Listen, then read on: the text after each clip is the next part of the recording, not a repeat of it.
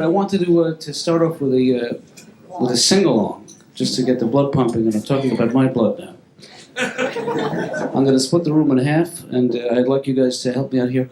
Keep that going. Just keep it going. Okay, while I'm doing that,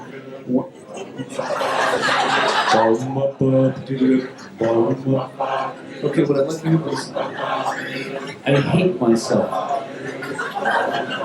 I can't live with myself.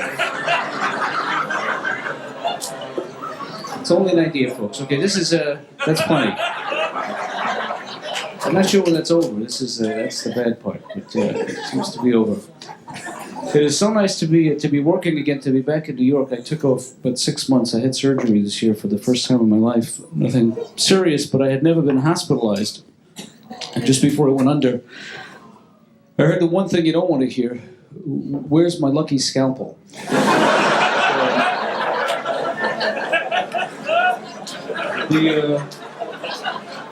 The surgery was a success. I can skip again, and I'm feeling good about myself. It shook me up. It did. My wife, sorry gals, finally, they seem to be dealing with it.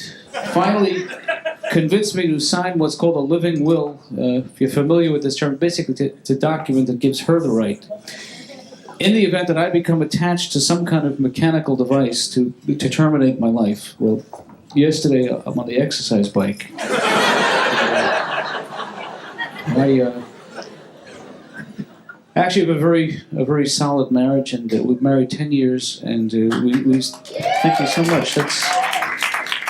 We seem to be going through all the traditional stages of a marriage. My wife recently went through the faking a headache stage, and now she's into the I find you physically repugnant stage. I missed the headache stage. 10 years. Hey, anybody who tells you that life is brief hasn't been to the Registry of Motor Vehicles recently. 4.5 hours to get the license. Then I go to get my picture taken. You know what they're doing now? To cut costs, they're doing group photos. And, you know what that means? Every time you get pulled over, the whole gang, everybody got to get together. I live in Cambridge, Massachusetts, right smack in the middle of Harvard Square, right smack in the middle. And now, if you know Cambridge, then you know that it's probably the only city in this country where you can walk into a children's bookstore and find a self-help section.